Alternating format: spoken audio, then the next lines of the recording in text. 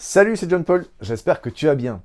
Bienvenue dans cette nouvelle vidéo où on va parler du qui fait quoi dans l'entreprise.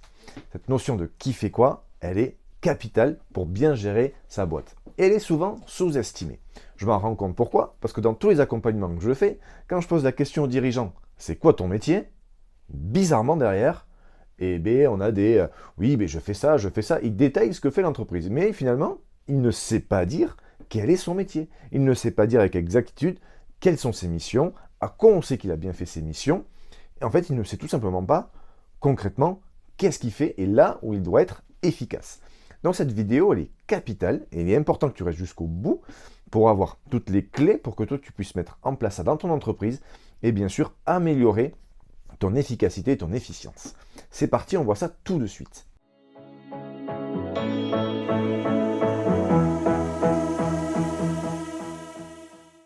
Donc le qui fait quoi? Première notion qu'il faut comprendre dans le qui fait quoi, c'est quels sont les métiers que tu fais. Quels sont les métiers? En tant que dirigeant, tu as plusieurs casquettes. Donc tu mets ta casquette de commercial, tu mets ta casquette de gestionnaire financier, tu mets ta casquette peut-être en production suivant le métier que tu fais.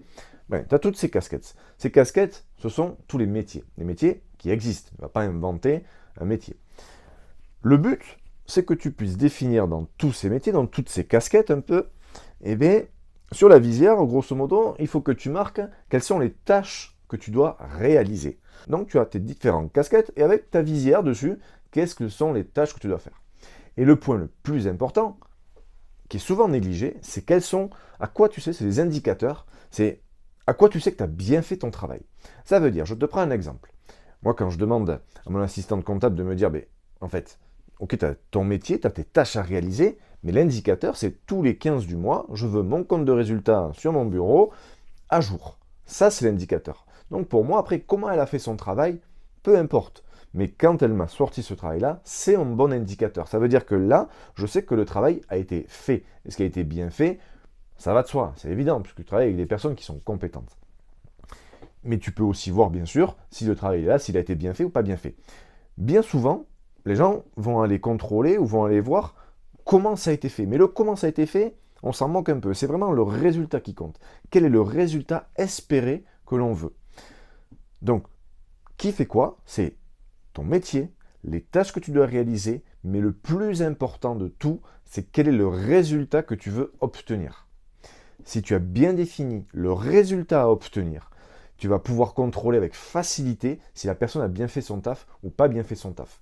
Et bien sûr, ça va te permettre de pouvoir générer une efficacité et donc de pouvoir vraiment être productif, de pouvoir être serein dans ton entreprise parce que tu as les bons outils de contrôle et tu ne t'éparpilles pas dans différents rôles à faire le pompier.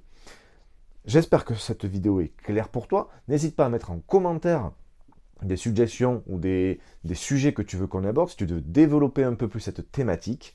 Bien sûr, mon métier premier, c'est accompagner les dirigeants. N'hésite pas à nous envoyer un mail pour avoir plus d'informations là-dessus. Et puis je te dis à la prochaine vidéo. Allez, ciao!